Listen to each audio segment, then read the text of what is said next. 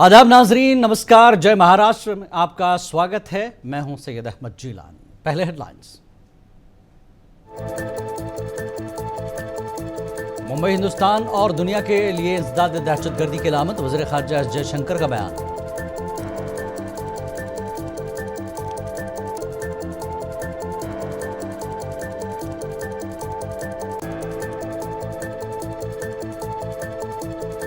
कांग्रेस ने असेंबली इंतखाबात के लिए तीसरी फहरिस्त जारी की। 16 उम्मीदवारों के नामों का ऐलान, 2 मुस्लिम चेहरे शामिल।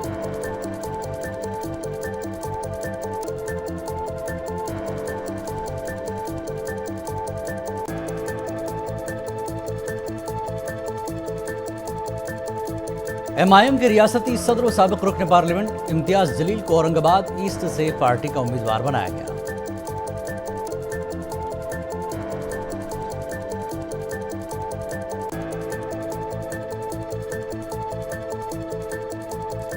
अदाकारा स्वरा भास्कर के शौहर फहद अहमद एनसीपी एससीपी में हुए शामिल। अनुशक्ति नगर सीट पर फहद अहमद और सना मलिक के बीच होगा मुकाबला।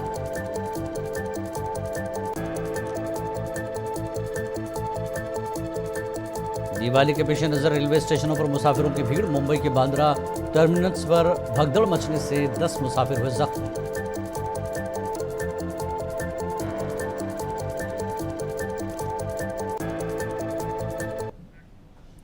और खबर तफसील से। वज़ीर ख़ारजा एस जयशंकर का कहना है कि मुंबई हिंदुस्तान और दुनिया के लिए इंसदाद दहशतगर्दी की अलामत है। जब हम यूएनएससी के रुकन थे, हम इंसदाद दहशतगर्दी कमेटी के सदर थे। जयशंकर ने मजीद कहा कि जिस होटल में मुंबई में दहशतगर्द हमला हुआ था, हमने वहाँ पहली बार सलामती काउंसिल का इजलास मुनक्किद किया था। जब दुनिया देखती है कि दहशतगर्दी के इस चैलेंज के सामने कौन मजबूती से खड़ा है, तो लोग कहते हैं हिंदुस्तान।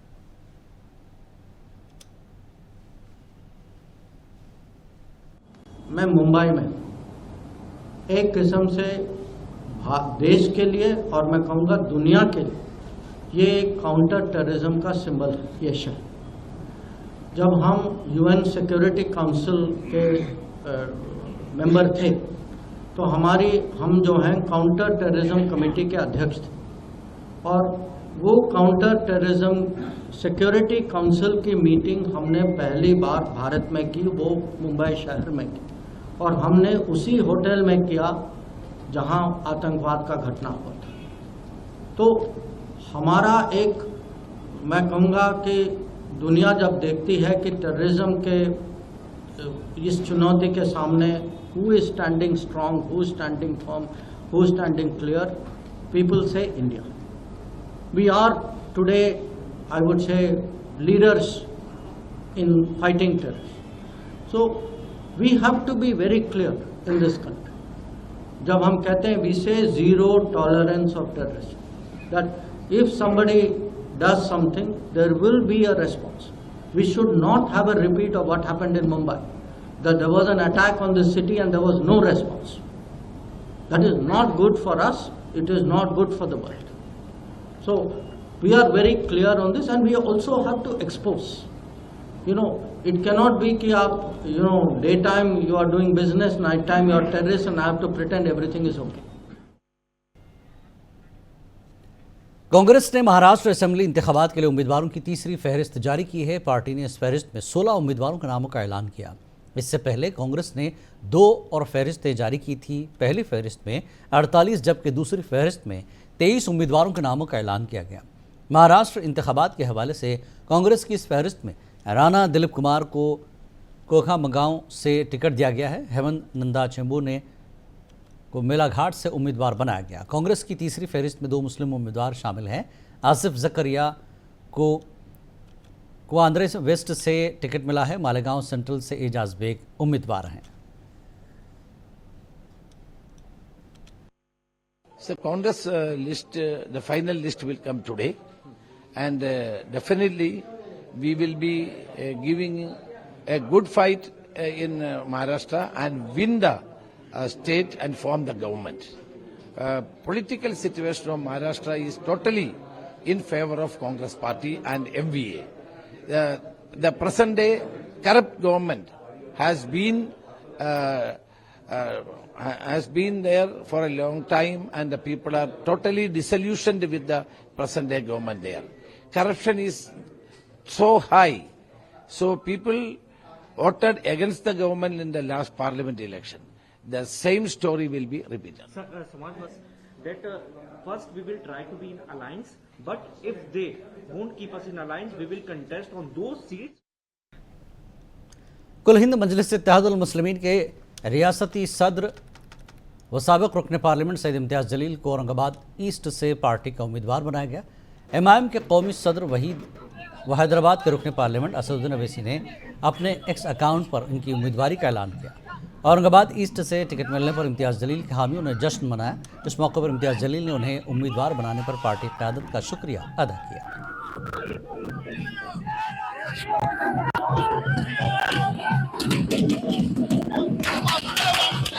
जी अल्हम्दुलिल्लाह, मैं बैरिस्टर असदुद्दीन अवैसी साहब का तहे दिल से शुक्रिया अदा करता हूं कि उन्होंने एक बार फिर से मुझ पर यकीन एतमाद जताया और उन्होंने औरंगाबाद ईस्ट से मुझे लड़ाने का फ़ैसला किया है। मैं औरंगाबाद की आवाम के ऊपर मुझे पूरा यकीन है कि मजलिस इत्तेहादुल मुस्लिमीन के लिए जो मोहब्बतें हमने पिछले 10 सालों से यहाँ की आवाम ने हम पर निछावर की है, जो यकीन और भरोसा हम पर जताया है, इंशाअल्लाह इस बार भी वो यकीन और भरोसा यहाँ की आवाम जताएगी। मजलिस में समझता हूँ कि अगर हैदराबाद के बाद सबसे मज़बूत कहीं पर हुई है तो वो औरंगाबाद है, और औरंगाबाद की आवाम ने हमेशा मजलिस का साथ दिया है। बहुत सारे नौजवान है, बुज़ुर्ग है, हमारी माएँ हैं, इन लोगों ने हमेशा अपनी दुआओं से हमें नवाजा है और इंशाअल्लाह यकीनन इस बार भी हमें कामयाबी मिलेगी और मजलिस का परचम यहाँ पर लहराएगा। बीजेपी से भी उम्मीदवारी साबित की है, कुछ नहीं कहेंगे साहब, राजनीतिक पार्टियां है, हर एक को लड़ने का इख्तियार है, जो जहां चाहे वहां पे जाके लड़ सकता है। मजलिस इत्तेहादुल मुस्लिमीन भी एक पॉलिटिकल पार्टी है, हम भी लड़ते हैं, उसमें सामने और कौन आ रहा है। हमको हर मुकाबला हम संजीदगी से लेते हैं, इस मुकाबले को भी हम पूरी आवाम, पूरे इत्तेहाद के साथ। समाजवादी पार्टी लीडर और अदाकारा स्वरा भास्कर के शौहर फ़हद अहमद ने एनसीपी एससीपी में शमूलियत इख्तियार कर ली है। फ़हद अहमद को एनसीपी अजित पवार ग्रुप की उम्मीदवार सना मलिक के खिलाफ अनुशक्ति नगर सीट से मैदान में उतारा गया। NCP SCP leader Jayant Patil का कहना है कि फ़हद अहमद एक पढ़े लिखे मुस्लिम नौजवान हैं और उन्होंने मुल्क भर में एक जहदकार के तौर पर काम किया है। लोग चाहते हैं कि हम ऐसे लीडरों को मौका दें। इससे पहले फ़हद अहमद समाजवादी पार्टी में थे, लेकिन फिर उन्होंने एनसीपी एससीपी में शमूलियत इख्तियार की।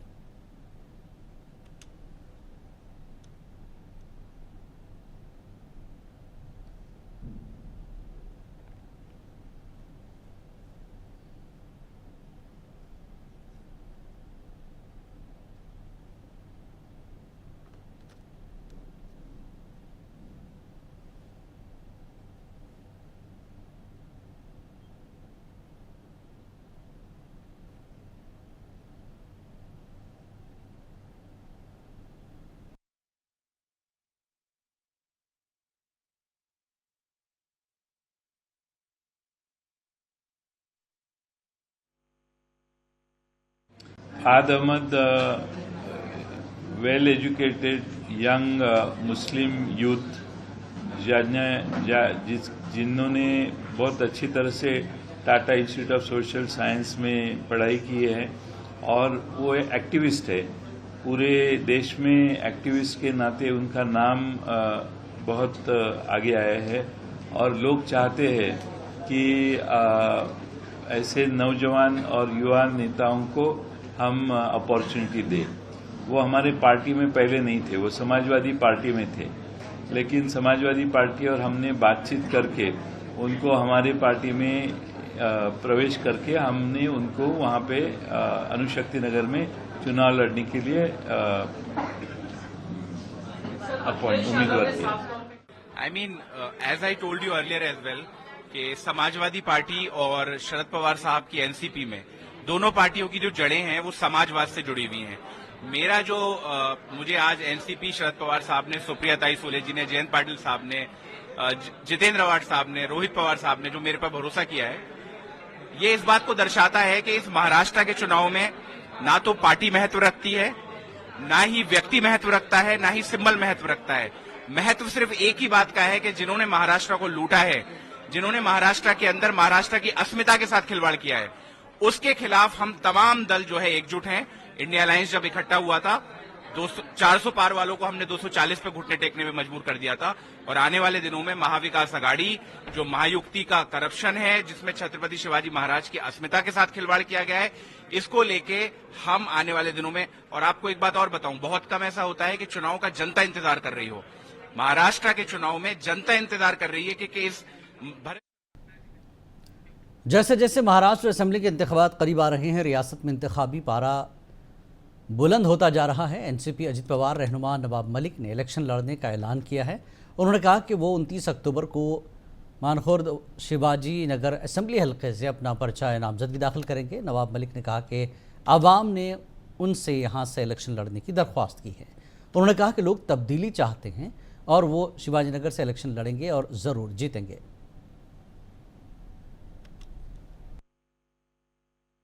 मैं शिवाजी नगर मानखुर विधानसभा क्षेत्र से 29 तारीख को पर्चा दाखिल करूंगा और मैं चुनाव लड़ूंगा। मुझे जनता ने यहाँ पे चुनाव लड़ने के लिए आग्रह किया है। जिस तरह की गुंडागर्दी शिवाजी नगर मानखुर में है, जिस तरह से नशे का कारोबार है, पूरी तरह से जनता परेशान है, बदलाव चाहती है और हम शिवाजी नगर मानखुर से चुनाव लड़ेंगे और जीतेंगे। आगे बढ़ो।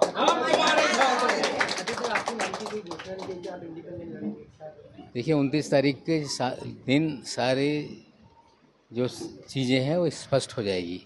हम चुनाव लड़ेंगे, किसका क्या विरोध है उससे हमारा लेना देना नहीं। हम जनता हमारे साथ है और जनता की ताकत पे हम चुनाव लड़ेंगे और हम जीतेंगे। किस मुद्दे पे आप चुनाव लड़ेंगे, क्या कुछ तैयारी की जा रही है? नहीं, चुनाव का मुद्दा एक ही है, गुंडागर्दी मुक्त, नशा मुक्त शिवाजी नगर, और इसी को लेके चुनाव में हम जाएंगे। नांदेड़ पार्लिमानी ज़िमनी इंतखाब के लिए कांग्रेस उम्मीदवार प्रोफेसर रवेंद्र वसंत राव चौहान को उम्मीदवारी मिल चुकी है। वसंत राव चौहान पीर को नांदेड़ के मोंधा मैदान से रैली की शक्ल में नांदेड़ कलेक्टर ऑफिस में अपना पर्चा नामजदगी दाखिल करेंगे। आज देगलूर के पार्टी ऑफिस में वसंत राव के बड़े भाई श्रीनिवास पटेल चौहान ने मीडिया से बात करते हुए हल्के के अवाम से पर्चा नामजदगी के मौके पर बड़ी तादाद में शिरकत की अपील की।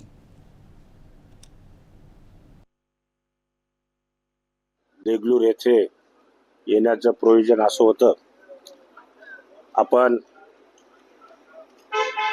लोकसभेचे उमेदवार महाविकास आघाडीचे, त्यामध्ये प्रामुख्यानं शिवसेना बाळासाहेब गट, उद्धव बाळासाहेब गट, तसेच राष्ट्रवादी शरदचंद्र पवार गट, काँग्रेस पक्ष काँग्रेस पक्षाचे अधिकृत उमेदवार प्राध्यापक रवींद्र वसंतराव चव्हाण यांचं आपल्याला नामनिर्देशन पत्र भरायचं असल्यामुळे या ठिकाणी देगलूर वासियांना विनंती करण्यासाठी, निमंत्रण देण्यासाठी या उद्धव ठाकरे ग्रुप की प्रीति बंड अब अमरावती के बडनेरा हल्के से आज़ाद उम्मीदवार की हैसियत से इलेक्शन लड़ेंगी। अब आपको बताते चले कि शिवसेना ठाकरे ग्रुप ने प्रीति बंड की उम्मीदवारी को मुस्तरद कर दिया था। इस मामले पर प्रीति के हामी नाराज़ और जारहाना नजर आ रहे हैं।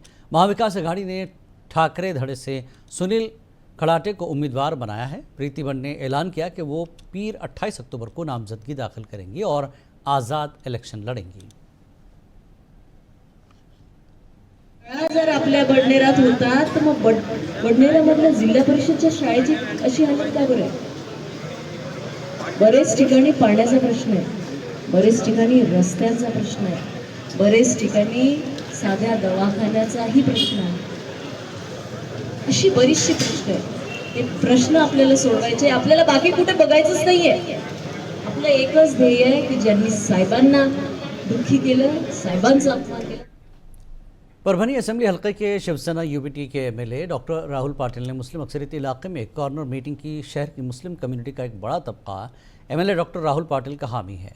दूसरी तरफ मुस्लिम कम्युनिटी के एक बड़े लीडर भी इंतखाबी मैदान में हैं। परभनी लोकसभा और असेंबली हल्के को शिवसेना का गढ़ समझा जाता है, लेकिन तरक्याती कामों में परभनी पीछे नजर आता है।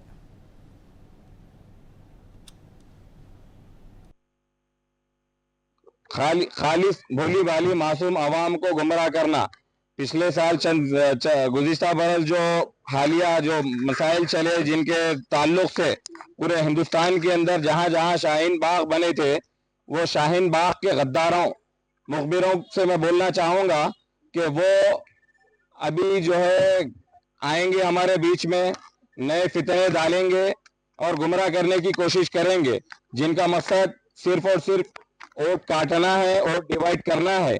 लिहाजा हम सबको इन तमाम चीज़ों से होशियार जागरूक रहने की ज़रूरत है कि हमारे पास इनके बहकावे में ना आए, ताउन करें और उनको भारी अक्सरियत के साथ कामयाबी को यकीनी बनाएं ताकि वो कैबिनेट में मिनिस्ट्री हासिल कर सके और हमारे जो मसाइल है, तरक्याती कामों का मसला है, तालीम। मराठवाड़ा में कांग्रेस ने एक भी मुस्लिम उम्मीदवार मैदान में नहीं उतारा, जिसकी वजह से मराठवाड़ा के लोगों में नाराजगी पाई जा रही है। हमारे नुमाइंदे ने कांग्रेस लीडर अब्दुल हफीज से बातचीत की।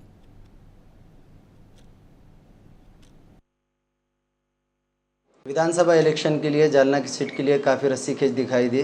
आखिरकार आज कांग्रेस की तरफ से दूसरी यादी जाहिर हो चुकी है, जिसमें विद्यमान आमदार कैलाश गोरंट्याल इनको उम्मीदवारी जाहिर हो चुकी है। जालना से अब्दुल हफीज साहब ये भी इच्छुक थे। कांग्रेस मराठवाड़ा ये मुस्लिम बहुल क्षेत्र माना जाता है, लेकिन कांग्रेस ने एक भी मुस्लिम उम्मीदवार नहीं दिया यहाँ पर। दुर्भाग्य है महाविकास आघाड़ी का कि जिन्होंने मुसलमानों को नज़रअंदाज किया।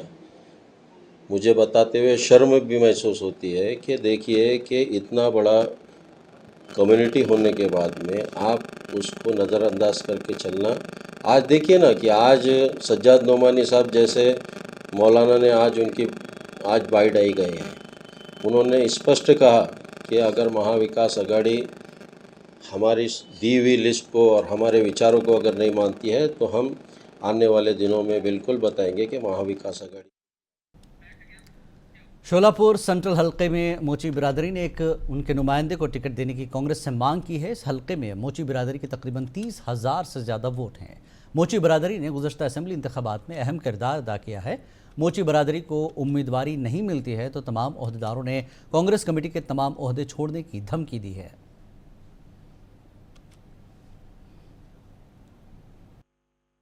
विधानसभा क्षेत्र में हमारे मोची समाज के 3 इच्छुक उम्मीदवार ने पक्ष को डिमांड किए थे। उसके अनुसार आज मीटिंग ली गई और तीनों में से किसी को भी पार्टी ने इनको उम्मीदवारी देना चाहिए। अभी तीसरी यादी लग चुकी है, उसके बाद चौथी यादी में आना जरूरी है, क्योंकि कांग्रेस पार्टी के मुताबिक इतने साल हम या मोची समाज उम्मीदवार चुन के दे रहे। इसी वजह से एकनिष्ठ मोची समाज कांग्रेस पार्टी को। मुंबई के बांद्रा टर्मिनस पर हफ्ता और इतवार की दरमियानी रात भगदड़ मच गई। इस भगदड़ में 10 मुसाफिर जख्मी हुए हैं, जिनमें से 2 की हालत नाजुक बताई जा रही है। जख्मियों को भाभा अस्पताल मुंतकिल किया गया है, जिनमें से 3 जख्मियों को इलाज के बाद डिस्चार्ज कर दिया गया, जबकि शदीद तौर पर जख्मी 2 मरीजों को KMM अस्पताल मुंतकिल किया गया। ये वाक़या देर रात 2 से 3 बजे का बताया जाता है। मुंबई से गोरखपुर जाने वाली ट्रेन जब प्लेटफॉर्म पर पहुंची तो वहां लोगों की काफ़ी भीड़ थी। पुलिस भी इस भीड़ को काबू करने में नाकाम रही। लोग ट्रेन में चढ़ने की जल्दबाजी करने लगे, जिससे कुछ गिर पड़े और फिर भगदड़ मच गई। अभी त्यौहार का मौसम चल रहा है और दिवाली आने वाली है। ऐसे में रेलवे स्टेशनों पर लोगों की भीड़ होना आम सी बात है। भीड़ के सबब हमेशा इस तरह के वाक़यात का खदशा बना रहता है।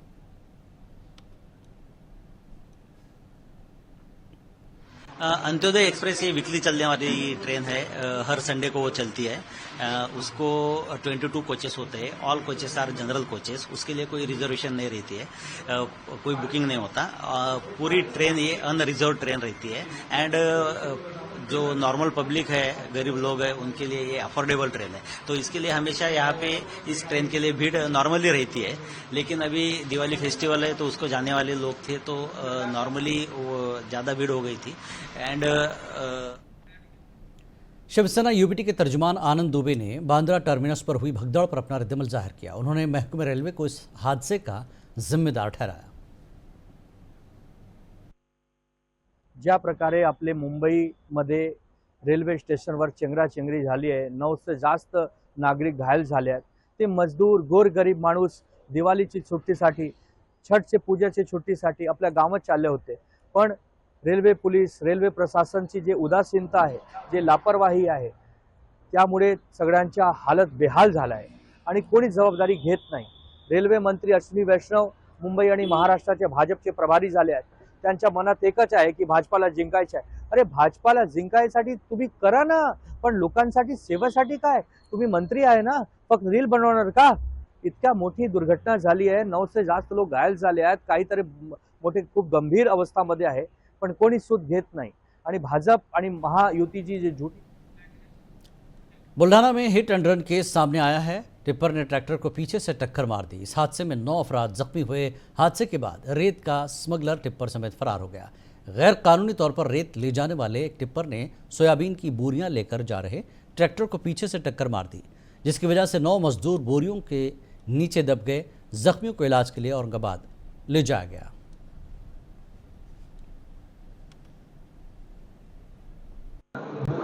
माझं नाव सावंत रमेश थोरात आहे. काय घडलेलं? आम्ही रस्त्यानं घरी चाललो होतो ट्रॅक्टरमध्ये. अचानक एकदमच टिप्पर आलं मागून जोरात एकदम, धडकन धडक दिली त्याने आणि आम्हाला नंतर काही कळलंच नाही. पण नंतर जेव्हा उठलो पाहतो तर ते टिप्परवाला का नाही पळत होता, मागे घेतलं त्यानं आणि आम्ही आवाज देऊ राहिलो पण तरी थांबून नाही राहिला तो पळाला. टिप्पर घेऊन पळून गेला का तो? हो. कशाचा टिप्पर होता?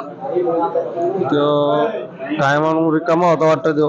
आंबोडा येथील रहिवासी असून आज आमच्या येथील एक 26 ऑक्टोबरची घटना आहे.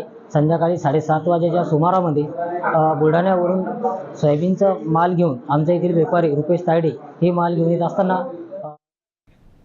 शोलापुर शहर में मानुस्की फाउंडेशन की मदद से गरीब लोगों में कपड़े तकसीम किए जा रहे हैं।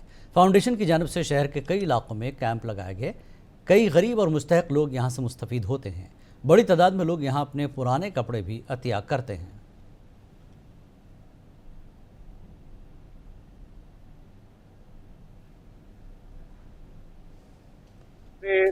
मानुस्की फाउंडेशन, मानुस्कीची भिंत, ये उपक्रम से बात कर रहा हूँ। एक्चुअली फर्स्टली आई एक्सप्रेस कि बाबा ये उपक्रम क्या है। तो मानुस्कीची भिंत यानी जिसको जो नहीं चाहिए वो यहाँ ला सकते हैं और जिसको जो लेके जाना है वो यहाँ से लेके जा सकते हैं। आप यहाँ पे देख सकते हो कि जो भी लोग हो, जो दशहरा हो, दिवाली हो, तो उस टाइम पे बहुत सारे लोगों को नए कपड़े की जरूरत होती है, अच्छे कपड़े की जरूरत होती है। तो पिछले 9 साल से हम शोलापुर में ये उपक्रम ले रहे हैं। इस उपक्रम में हमने क्या किया है, तो 9 साल में जो भी लोग जिनको कपड़े देना है, जो भी मटेरियल देना है, जैसे वो स्कूल के बैग हो, कोई शूज हो, तो वो सब हम यहाँ लेते हैं और गरीब को पहुंचाने का काम करते हैं। तो आप यहाँ से जय महाराष्ट्र में फिलहाल इतना ही। आदाब।